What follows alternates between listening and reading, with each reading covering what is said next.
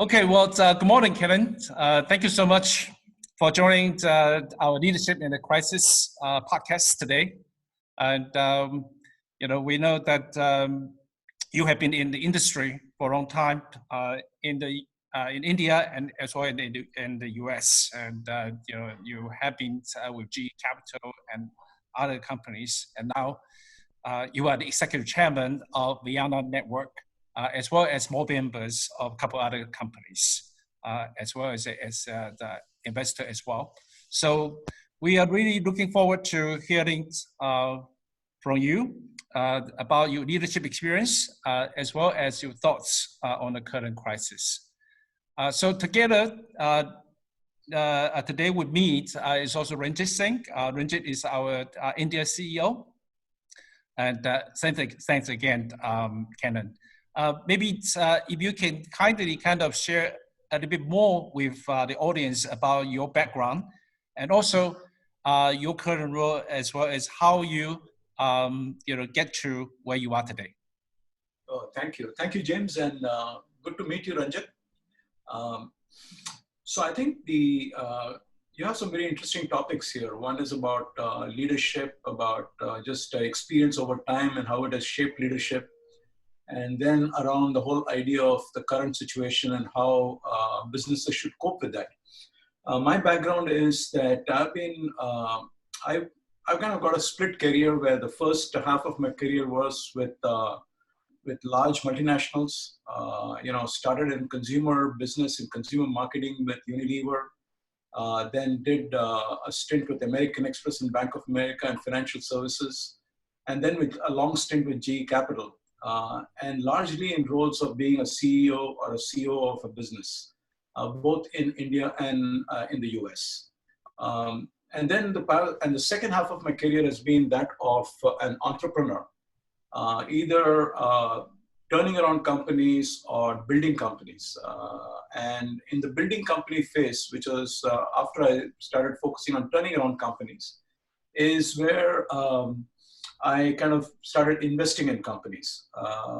So from the point of view of leadership, it's a very interesting question that you ask because it's extremely different when you're in a large company relative to when you are actually an entrepreneur. In a large company, you have a brand that is working for you. You have resources that are working for you. You're not worried about making payroll. You're not worried about the risks that employees are taking in being a part of your ship, if you will. Yeah. And therefore, in many ways, you are in a better place, or it's easier, less stressful. It's got its own stresses, but it's got less of this, what I would call as outside of your control stress that you have as an entrepreneur. So I think from a leadership standpoint, what you learn at large companies is really a structure of how to build teams, how to manage performance, how to set metrics, how to use a data-driven approach to running a business. But what you don't learn in a large business is the fact that of how you build deep relationships with your employees, your partners, and your customers. Because people are buying into the brand, they're not buying into you. Mm-hmm. But when you're an entrepreneur, people are buying into you. When people are working for an entrepreneur, they're buying into you. They're working for James and Ranjit, in your case, right? They're trusting that you guys are going to kind of build a business for them, of which they will be a part. And so I think the dynamics completely changes. I think you have to find a way to blend the skills that you learned in a large company and be able to bring a lot greater depth in terms of empathy, compassion to your leadership skills. The softer skills have to become a lot more honed as an entrepreneur.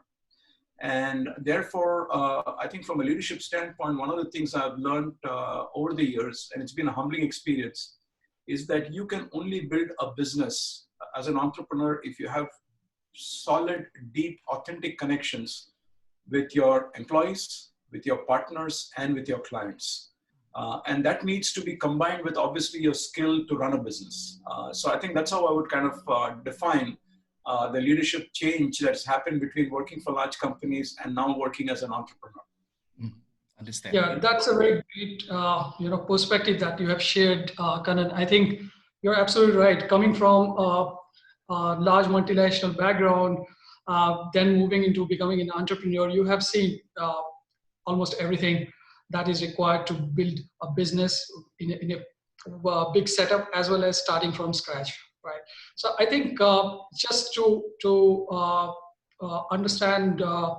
What exactly, how do you define leadership from your point of view, and then what is the characteristics of a strong leader in your view? Right. A great question, Rajat. Uh,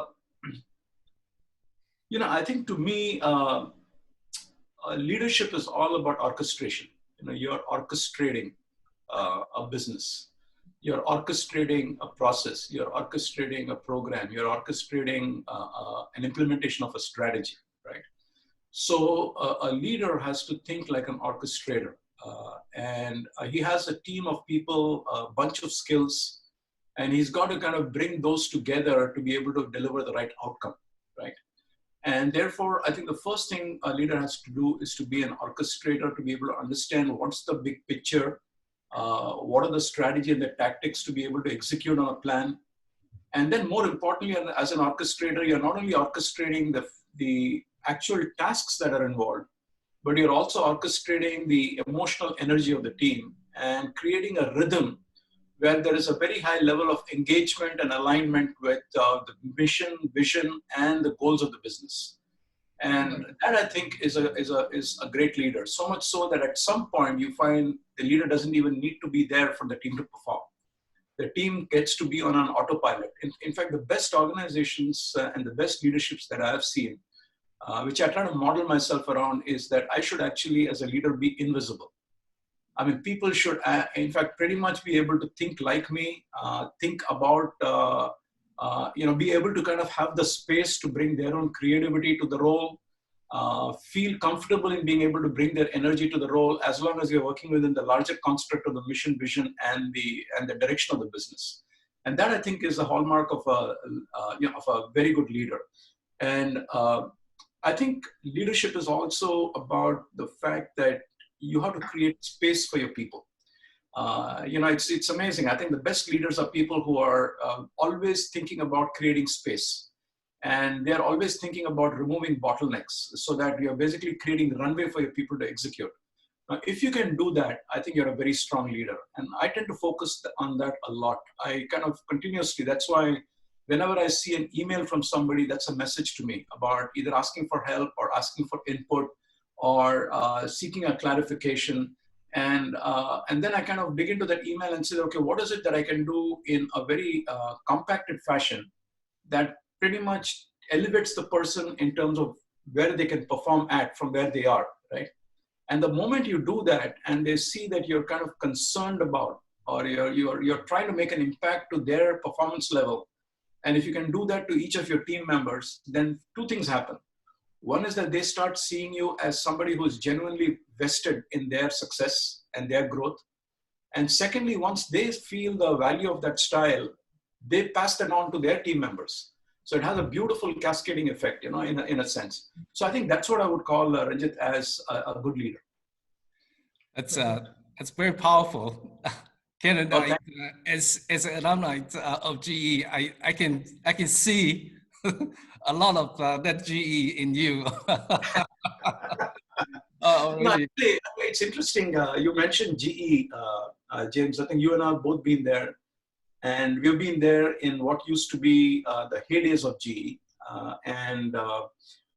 It's very interesting that, I had the opportunity of attending an executive conference, training and conference with where the final presentation was from Jack Welch, who's no more. And, Jack was asked about how does he define leadership at GE, right? And he basically said that he looks for, 3 E's in his view, or 4 E's, he said, actually, beg your pardon. One is he needs to see energy. I mean, does a person have energy? Because if you don't have energy, you can't lead. The second is you might have energy, but do you have the ability to energize, which is really transfer that energy to other people? And then it was about this whole idea of edge, which means, do you have a point of view? Because if you don't have a point of view, you can't construct a direction on which people follow. And then finally, excellence, which is that anything that you do, are you kind of inspiring your team to kind of perform at a high level of excellence? Because at the end of the day, we are all competing for business in the market. But one thing that it's very interesting that I think becomes even more important as you move from being in a large company to an entrepreneur or building a business like you and Ranjit are doing is empathy. So if you add those 4 E's with a 5th E called empathy, I think you have the whole story there. So it is GE plus empathy. Yeah, very good. That's interesting. So I know this is a great learning. In fact, I have not worked for GE, but definitely this is a great learning from you that, 4 E's plus one more E, empathy. Empathy. Yeah. I think, and this is going to help us as we build our business here. I have just one more question with regards to, the young leaders. So there are many young graduates who are coming out of college now, and given there is uncertainty in this business, in the environment here, they're confused. Many of them are confused. So what advice would you like to give to these young graduates, what they should be doing in the midst of these uncertainties? Right. No, Ranjit, that's a great question. And I think I don't want to minimize the level of uncertainty and anxiety. It's extremely high.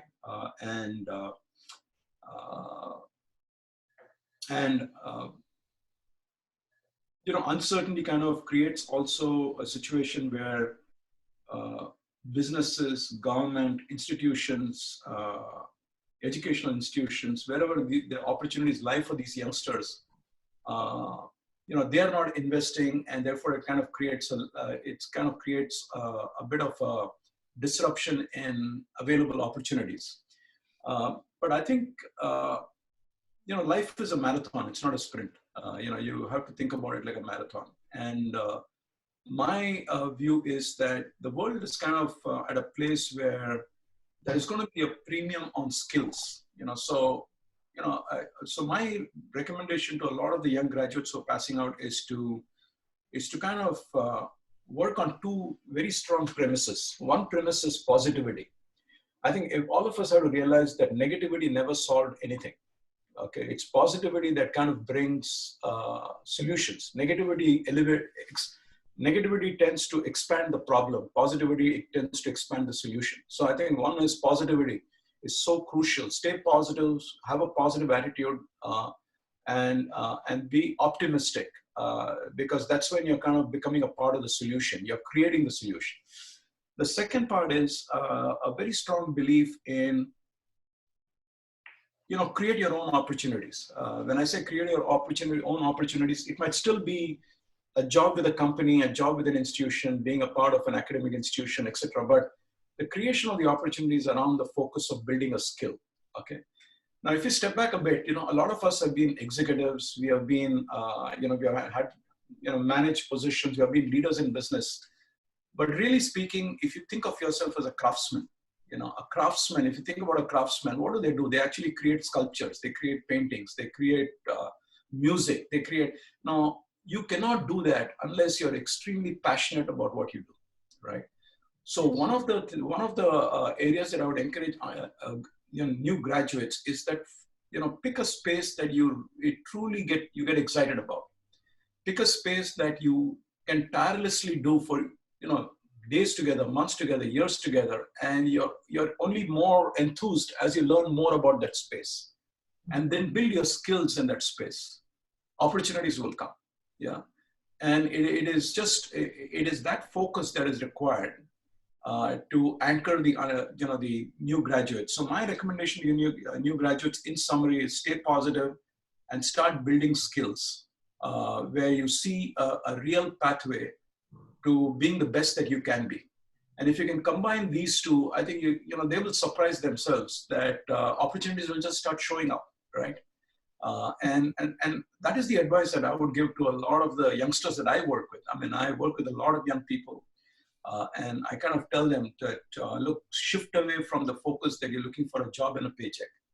Start focusing on what is the impact that you want to make to a certain process, a certain function, a certain discipline, a certain problem, and go as deep as you can, and then that itself will create opportunities. And the way to think about it, Rajit and James, is that we have a lot of interactions. Each one of us has a lot of interactions with a variety of people during a day, right? And those interactions are all opportunities. They're all opportunities. So think of an undergrad, they're all applying for jobs. They're probably getting a couple of interviews. They're probably getting a couple of email exchanges. So how can they kind of make those email exchanges even more meaningful, even more valuable, just so that the person sitting on the other side suddenly says that, look, you know what, here is somebody who is really kind of on the journey to growth, on the journey to make a difference, and you stand out, right? But you cannot do that unless you've invested in building the craft or the skill. So that would be my advice to a lot of the passing graduates. That's extremely valuable. And I wanted to thank you, for really sharing that leadership journey and this particular advice, to the youngsters who are coming out, starting their career within this uncertainty. So I think that's extremely valuable. Perhaps we can change track a little bit to then from the leadership sort of journey and advice to take then moving into kind of how you manage the current situation, the current crisis. And I think you already touched base a little bit on that as well, as how you communicate to the sort of the youngsters in your company. But I wonder if you can just kind of give us your view of the current state of the economy and how you are managing your company to navigate through the current crisis. A very good question, James. Thanks. So currently, a lot of my attention is on Vayana Network. And you can actually see this lovely logo here. Yep. I don't know if it's visible, please. That's right. We are partners. I recognize the logo. You can see that I made sure that you kind of see my association with Vayana. So Vayana Network is a company that I'm very excited about. It is it works at small businesses. It works at small and medium-sized businesses, and when we kind of suddenly we had a situation where this current COVID problem showed up, and the implications of the problem was that essentially supply chains are broken now. Okay, and effectively there is a disruption where the flow of goods between the buyer and the supplier is kind of disrupted. As a result, the flow of credit to the buyers and suppliers are disrupted. The buyers and suppliers and the lenders now all have to work remotely. So effectively, some of them are not prepared for it. Some of them are just not prepared for this change. So as we looked at the business, it became very clear to us that there is a significant opportunity that will surface as the market comes back, where people will realize that they need to be fully technology enabled. They need to be completely digitized. So much so that everything can happen remotely, right? From initiating a purchase order to an invoice to funding and settlement, all of that needs to kind of lean on technology and so that they can operate from anywhere, right? So we knew that there's a significant opportunity that's going to come up. But in the short term, the disruption of the supply chain is going to kind of have a situation where business is going to be hard to come by. The second is that because of this disruption, both in supply chain and demand, there is going to be a tightening of credit, particularly for the small and medium-sized businesses that we have to work through, right?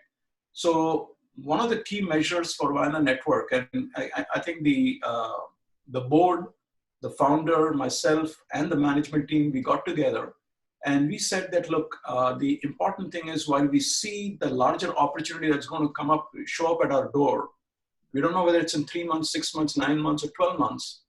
What is very important is to be there when the opportunity shows up. So think about building the runway. So a lot of the austerity measures that are required were put into place, where we kind of took a deep kind of a process where we got everybody involved. And we said that, look, let's kind of bring down our fixed overheads to the extent that it doesn't hurt anybody, but at the same time keeps us going. The second thing I did is to prioritize places and verticals where there will still be activity, even with this supply chain disruption and demand destruction, which is areas like staples, your areas like medical supplies, healthcare, pharmaceutical ingredients, cloud-based software services, cybersecurity-based software services, anything that's kind of going to enable this remote working environment, because that's probably going to be there for a while now, right? So we decided that, okay, so one side is containment and construction of the runway. The second is to kind of look at supply chains and demand, where actually it's going to be quite active in 2020, and putting all our resources and focus in that area. And then kind of really driving the value of digitization, so much so that the verticals that we are focused in are being able to conduct their business without any disruption. So that's kind of been the approach. But I think the key piece here is, again, being the people. I mean, at the end of the day, a business is nothing but a kind of a community, right? So whether it's our customers or our employees, what we have done is that constantly communicated through this whole process. And even if there was no business, we used to call up a lending partner on a network and talk to them, and just kind of sync up on our perspectives on the market and be able to share our learning. So that kept the whole communication piece going. So I think in many ways, the way we approached it is containment to extend runway, focus on areas that are going to be active and would require a digitization help, and then implement on those digitizations, build those success stories so that as and when the other verticals open up, you're actually present there. Yeah, I think this is really great, learning for most of these, most of the enterprises would be, some of the entrepreneurs would be listening to you, how you should, manage in this situation, coming from your experience, how you're managing the entire situation in your organization right now.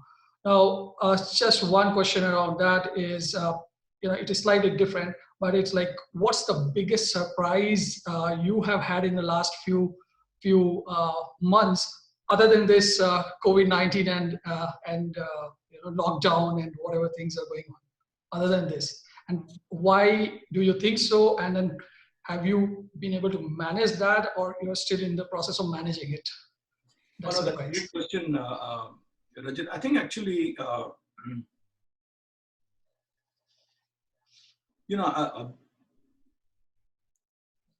I think there's the macro surprise, and then there is a surprise that's, that directly impacts us, right? The macro surprise is really it's been quite remarkable to watch the extent of cooperation between different countries and kind of really coalescing around the fact that this is a significant issue. At least in the recent history, there's never been a case where the whole world's economy has been on a lockdown. And that there has to be a way to bring all of world's resources to play so that this problem can be addressed in the shortest time possible. Even with all that aggressive approach, you're talking 2021, sometimes, second half of 2021 is the time frame people are talking about. So one of the surprises, which is a very positive surprise, is that in a time like this, everybody's come together and all the global resources are being applied to this situation, right? The other, kind of surprise, which is very interesting, is that I have found that a lot of businesses and people, to my surprise, are finding that actually remote working is in fact more productive than the way we used to work earlier. For a variety of reasons, right? From small things at a personal level where people are saying, I don't know how to sit in traffic for 1.5 hours and lose 3 hours of productive time a day, to the second fact that, being around with family and being able to take out those small pockets of time where I'm able to spend more time with my family, feel more connected with my family, is kind of actually adding to productivity. The third piece is very interesting. They're finding that, look, if I'm able to make my deliveries, particularly the services side, where without any delays, then the question that is arising in a lot of people's mind is, maybe this is the new model of work going forward, right? Mm-hmm. So there was a time, if you recall, when this whole concept of video conferences came up, video conferencing came up. People are saying that travel was going to come down. Nothing happened. Travel kept going up, right? People said that, look, everybody's going to be working out of home. And then there was this whole struggle with some companies saying that, look, how do I control culture if people are not in the same place? Now that's kind of going, that's also been busted because people have found that remote working actually works. So I think the most surprising thing for me as a learning has been that when people, it's not just at an intellectual level, us saying that things have become much more productive, but when the employees are coming back and saying that they are surprised. In fact, we had an all managers meeting in one of my businesses. And what is interesting is that all of them narrated stories that actually would make a lot of sense to you and to your audience as well, which is that there are some people who actually had a hobby of painting but never found time to paint. Now they're finding time to paint, right? Or somebody wanted to be a singer but had no time to sing. They're starting to practice singing, right? And the reason why this is important is that it is very surprising to see that going from a typical office environment to a remote working environment where you're forced to do it for 4 to 12 weeks in that range, people are kind of really thinking that maybe the new model is a far more interesting model and it's a sustainable model. So that I think was a very interesting surprise. So it's a positive surprise. And all this, challenges that we have had, there have been, the silver linings have been, one, countries around the world actually coalescing. And the second is that at an individual level, each of the employees, associates who have all been asked to work remotely are in fact finding that to be a very enhancing experience, bringing a much better work-life balance. And that I think is very encouraging. That's very insightful. There's always a silver lining in any situation. I think that's one thing that we can take home with us. Kannan, it's so interesting to talk with you, and our time is almost up. I know you have a very busy schedule, but we have a lot of our audience, obviously the small and medium businesses, and a lot of them are struggling, and they are being hit particularly hard, whether it's in India or in other places. So I wonder if you can just kind of share your thoughts and give some advice. If you are speaking to an owner of an SME enterprise, what would you say to the owner, and what should they do to navigate through this crisis? Right, great question, James. I think it's a tough one. But I think I would actually come at it from the point of view of, keeping the earlier theme that I talked about positivity and craftsmanship. I think those are crucial for any business, because sometimes what happens is that when you're running a business, you get lost in the revenues and the profits and things like that, right? And sometimes we lose sight of the fact that, look, why are we even in the business, right? So I think this is a very good time for them to reconnect and find that passion. So the first thing is I would encourage all business owners to really use this as a time of reflection and say that, look, why am I in this business? And get that purpose well defined. I think in their minds, it'll kind of create a different level of energy. It's almost like going inside to be able to find the force that is needed to continue. The second piece is that I would actually say that cash is something that has to be their primary focus. Because at the end of the day, that's the oxygen for the business. And very often what happens is that I don't think many small businesses think in a very systematic fashion about cash. And when I mean systematic fashion about cash, it is really the whole life cycle. From the time you put in your effort, you procure your material, to the time you actually get paid, is that whole cycle, right? And that cycle is now being tested. It's being stretched, right? So I think my recommendation to the owner is going to be, think about cash. Think about how cash is now probably going to take longer to come by. And therefore, what changes do you need to make? And changes that you make that don't hurt your business is something to think through, right?